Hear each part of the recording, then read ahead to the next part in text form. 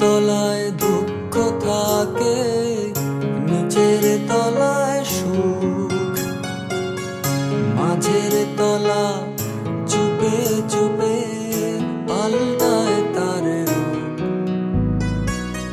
বাকি তলা পুরো হলো না, স্বপ্ন সেথায় থাকে, সুখ দুঃখের মনগুলোকে আদর ঢেকে রাখে, দুঃখ তলায় সুখ থাকে না, কেবল আগুন জ্বলা, স্বপ্নগুলো জমে জমে সাড়ে তিন তলা, সাড়ে তিন তলা।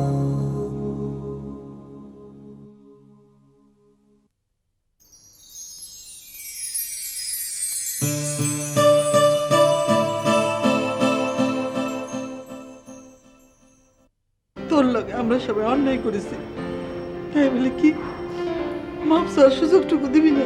কিসের দলিল? জমির বাবাই জমিটা সবার নামে লিখে দিতে চান। দলিলটা একবার দেখে নিলে ভালো হয় না? আপনি কি আমার উপর আসতে পারছেন না? সারা জীবনের সঞ্চয়, পরে যদি কোনো বিপদে পড়ে যাই। আমি সত্যি মাপ চাইতে আসিছি বদি ভাই। আবার কারে দেখা জন্য কি করতেছিস? তুমি আমাকে মাফ করে দাও। তুই এত নাটক কেন করেছিলি? আমার বিয়ে করার জন্য, তাই তো? চোখ বুঝে শুধু একটা অপরাধ করলেই, কি? এই জমির দলিল আমার কাছে। এটা একটা শক্তিটা মানুষকে বদলে দিতে পারে। শুধু জমিটা একবার আমার নামে করিয়ে নিতে পারি। মেজদা, আমি আমি শরীফ কামালকে মেরে ফেলেছি।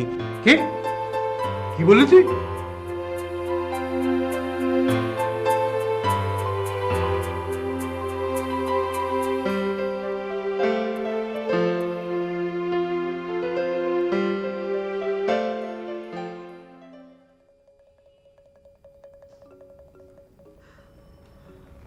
আমি যাচ্ছি। কে? আমি বললেও তুমি থাকবা না? প্লিজ ভাবি, আমাকে আর আটকাবার চেষ্টা করো না। এ বাড়ি ছেড়ে যেতে আমার খুব কষ্ট হবে। অনন্যা, একবার আমার কাছে।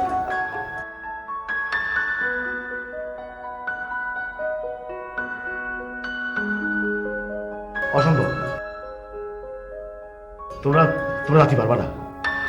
আমাকে আটকাবার চেষ্টা করো না বৌদি। আমারে আমারে শুধু একটা দিন সময় দাও, আমি সব ঠিক করে দিব। বিশ্বাস করো। না,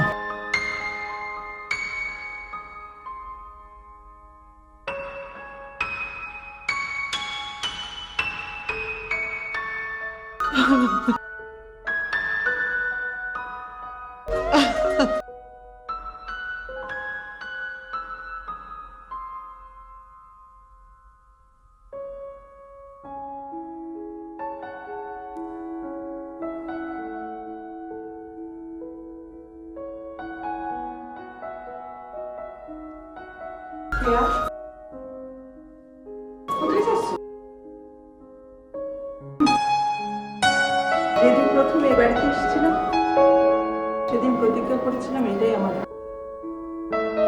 এক বছর সংসার জীবনে কতবার বাপের বাড়ি গেছি গুনে বলে দিতে পারবো।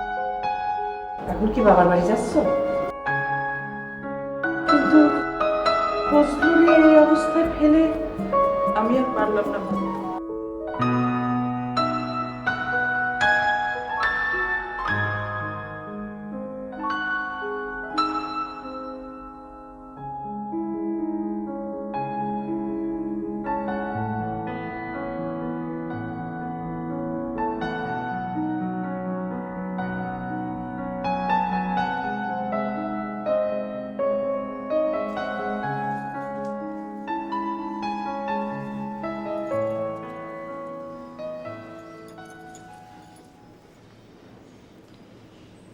সিয়াম, তুমি এরকম চিন্তা কি করে করলে? তুমি তো এরকম ছিলে না।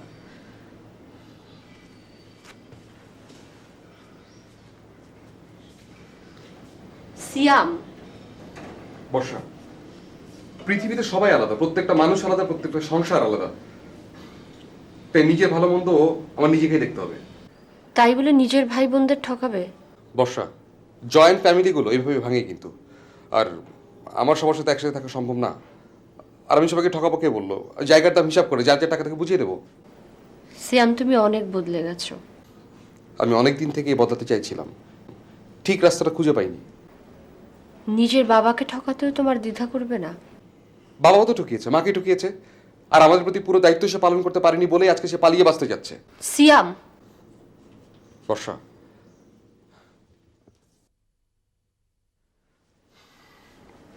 ভয় নেই বর্ষা, আমি তোমাকে ঠকাবো না।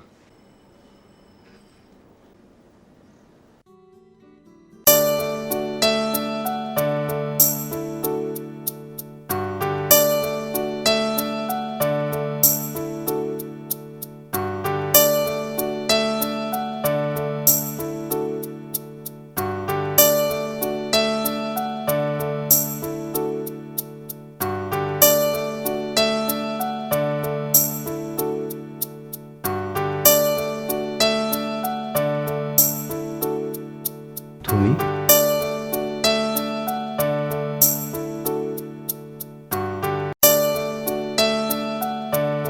আমি যাচ্ছি না। সত্যি?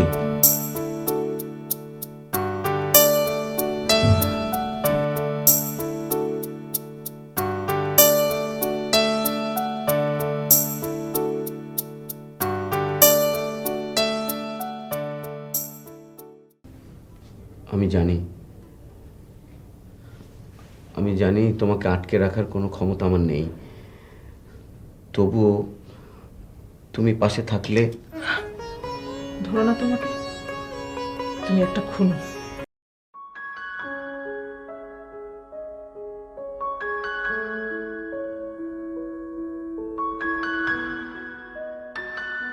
আমি তাই,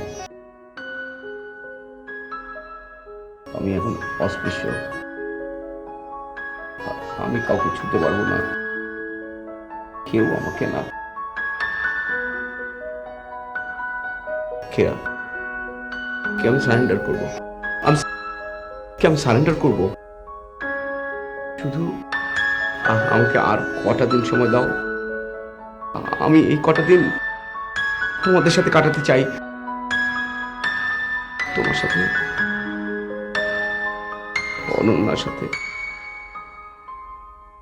অর্কের সাথে। কে কটা দিন।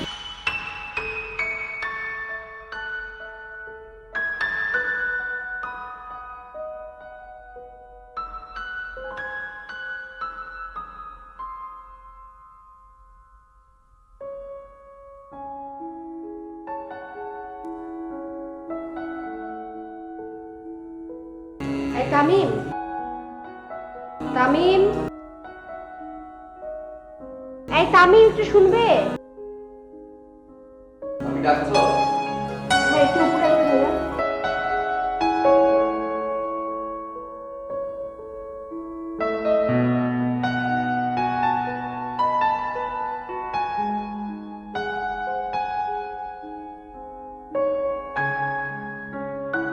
কি হয়েছে ভাবি?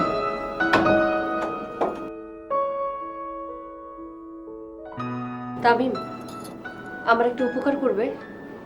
কি হয়েছে বলো? শোনো, আজকের মধ্যে তুমি আর আমি মিলে সিয়ামের অফিসটা একটু খুঁজে বের করো। কেন? এমনি ওর নতুন অফিসে আমি যাইনি তো, সেই জন্য। ভাবি, আমি জানি আমি অনেক বোকা, তুমি আমাকে বলো কি হয়েছে।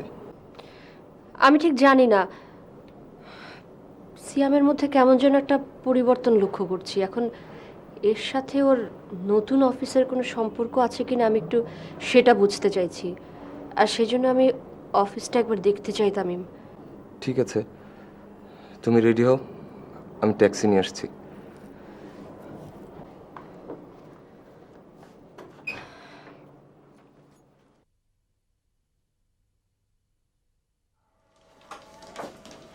সিয়াম ভাইয়া, আপনার কাছে এক ভদ্রলোক এবং ভদ্রমহিলা এসেছিলেন। ফ্ল্যাটের ব্যাপারে? না, ঠিক বললো না, বসতে বললাম, বসলো না। ওনার নাম তামিম। ঠিক আছে। ওকে।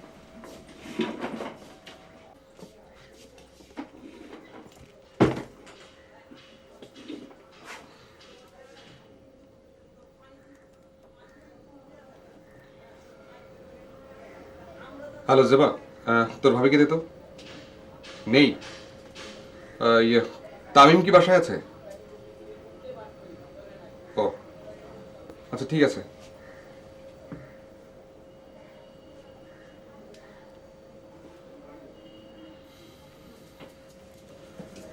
সিয়াম ভাইয়া, আপনার কাছে লোক এসছে। পাঠিয়ে দাও।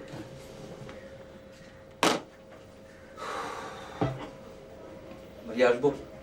ও তুই আয়, বস। এটা হচ্ছে আমার নতুন অফিস। হ্যাঁ জানি। আচ্ছা, কি ব্যাপার বলতো? সাথে কি এসেছিল? বর্ষা? চলে গেছে। ভাইয়া, তোমার সাথে কিছু কথা বলতে পারি? কি বল? তুমি কি বাড়িটা বিক্রি করে দিচ্ছ? তা আমি বিষয়টাকে এভাবে দেখার কিছু নেই। আর আমরা সবাই মিলে কোন ভবিষ্যতের দিকে যাচ্ছি সেটা নিশ্চয়ই বুঝতে পারিস। সবাইকে নিয়ে তোর পথে বসতে পারি না। কিন্তু বাড়ির অন্যদের সাথে কথা বলে নিলে কি খুব সমস্যা হতো? অন্তত বাবার সাথে। আচ্ছা, যখন সিদ্ধান্ত নিয়েছি বাবা তখন ফেরেনি। আর বাড়ির সবাইকে জানানোর তো কোনো প্রয়োজন দেখছি না। এই বাড়ির উত্তরাধিকার একমাত্র আমরা। কি জানি, মাঝে মাঝে মনে হয় আমি হয়তো এই পৃথিবীর জন্য একজন অযোগ্য মানুষ। হয়তো তুমি ঠিক আছো।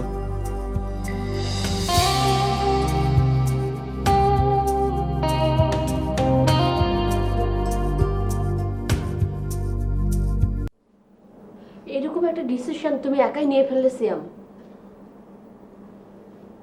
হ্যাঁ, এছাড়া এই পরিস্থিতি থেকে বের হওয়ার কোনো পথ নেই।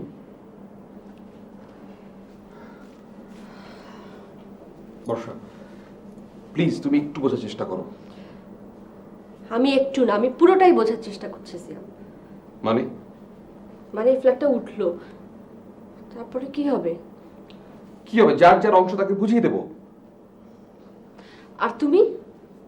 আমরা আমাদের অংশ বিক্রি করে বাইরে কোথাও সেটেল করবো। এত ঝামেলা আমার ভালো লাগে না। এত সহজে তুমি এই কথা বলতে পারো না সিয়াম। কেন? তুমি একবার একটু তোমার নিজের দিকে তাকাও। এই যে তুমি সিয়াম হিসেবে বড় হয়ে উঠেছো, এর পেছনে তোমার পুরো পরিবারটার অবদান আছে। তুমি তো তা অস্বীকার করতে পারো না। বর্ষা, আমি সেটা অস্বীকার করতে চাইছি না। তুমি তাই করছো সিয়াম। আজকে ফ্যামিলিতে যখন তোমার হাল ধরার কথা, তখন তুমি সবাইকে ফেলে রেখে পালিয়ে যেতে চাইছো। চিন্তা করে দেখো, এটা সবচেয়ে ভালো সলিউশন। সেটা তোমার জন্য হতে পারে, আমার বা আমাদের সন্তানের জন্য নয়। কি বলতে চাইছো? It takes a village to raise a child. আমাদের সন্তানদের মানুষ হওয়ার জন্য এই পুরো পরিবারটাকে দরকার। যখন আমাদের সন্তান হবে, তখন আমি চাই তামিম তাকে গল্প শোনাবে। আমাদের বাচ্চাকে কোলে নেয়া নিয়ে তাহিয়া, জেবা আর অনন্যা ঝগড়া করবে। অর্ক গান শোনাবে, আর বদি ভাই তাকে তার পূর্বপুরুষদের কাহিনী শোনাবে। এইভাবে সে বেড়ে উঠবে।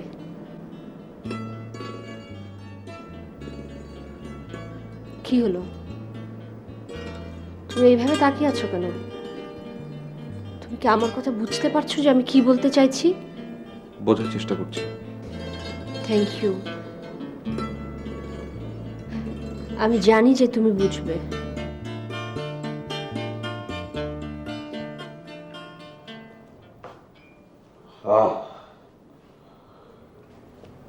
কি অদ্ভুত জীবন।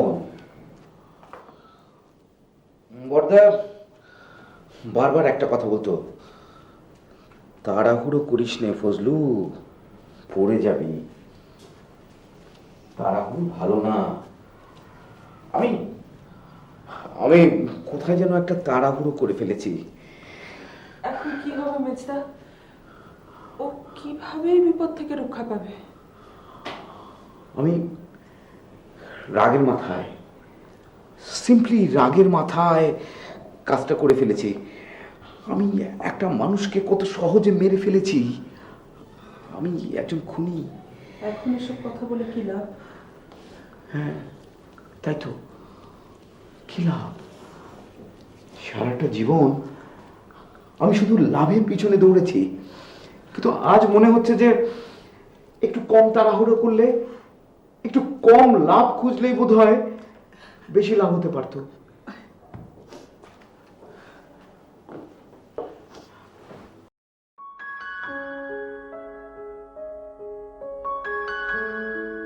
তুমি পারবে না।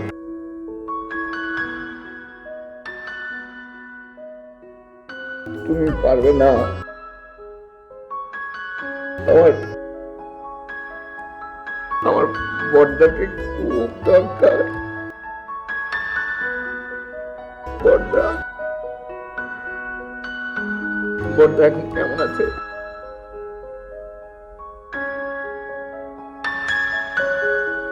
আমি সারেন্ডার করবো। কি বলছো তুমি? আমি পুলিশের কাছে সারেন্ডার করবো। আহা ফজলু, শান্ত হ, মাথা ঠান্ডা রাখ। মেজদা, এর চেয়ে ঠান্ডা মাথা আমার কোনো দিন কোনো কালেই ছিল না।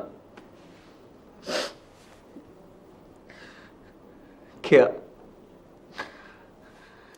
বিয়ের পর থেকে আমি কোনোদিন তোমার সামনে মাথা উঁচু করে দাঁড়াতে পারিনি। এসব কথা এখন থাক। না, এই কথাগুলো আজকে না বললে হয়তো কোনোদিন বলা নাও হতে পারে। খুব দরকার, খুব দরকার। তুমি কি আমার কথাগুলো একটু শুনবে?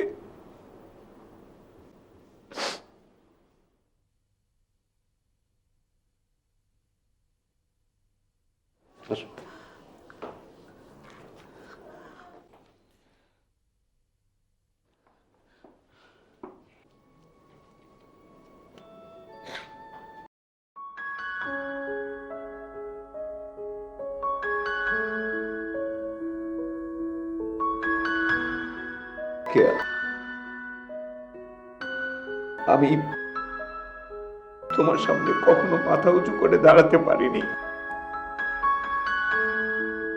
কারণ মানুষ হিসেবে যদি আমি নিজেকে ভাবি, তবে যেটুকু নৈতিকতার দরকার ছিল তার সবটুকু আমার মধ্যে ছিল না, এটা তুমি জানতে। কিন্তু এভাবে তো একটা মানুষ শেষ হয়ে যেতে পারে না।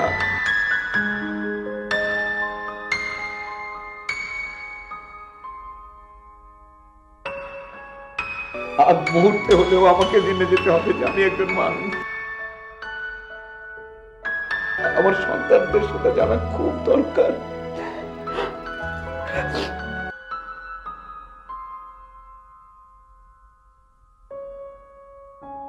মন খারাপ করো না। যদি কখনো জেল থেকে ফিরে আসি, তবে দেখবে আমি মেরুদণ্ড সোজা করে দাঁড়াতে পারবো।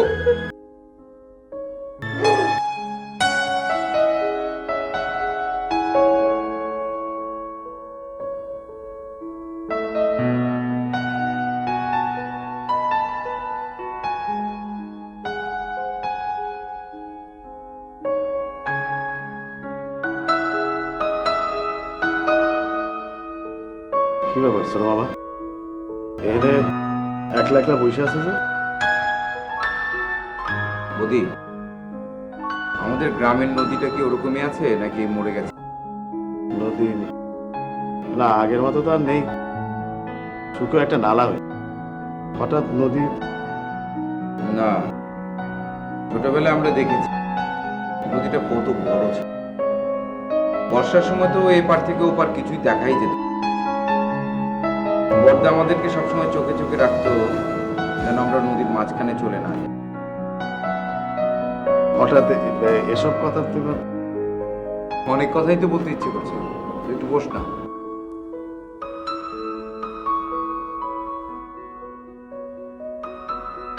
আর চৈত্র মাসে যখন নদীটা শুকিয়ে যেত, সেই মাছ ধরার গল্প তোর মনে আছে? হ্যাঁ, আমার তো সবই মনে থাকে। তুমি তো সবকিছু ভুলে গেছো। ভোলা কি যায়? কিচ্ছু ভোলা যায় না রে, বরং বল যে ভুলে থাকা যায়। যাও মা, আমি তোমার জন্য অপেক্ষা করতেছি, ঘরে যাও। আমিও তো কারোর জন্য অপেক্ষা করছি। কার জন্য? পুলিশ। কি সব আবল তাবল বলতেছে? আবল তাবল নয় রে, সারাটা জীবন তো শুধু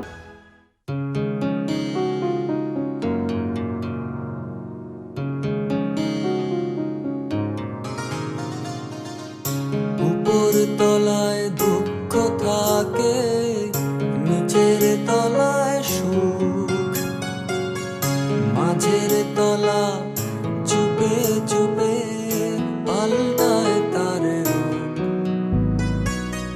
বাকি তলা পুরো হলো না, স্বপ্ন সেথায় থাকে, সুখ দুঃখের মনগুলোকে আদর ঢেকে রাখে, দুঃখ তলায় সুখ থাকে না, কেবল আগুন জ্বলা, স্বপ্নগুলো জমে জমে সাড়ে তিন তলা, সাড়ে তিন তলা।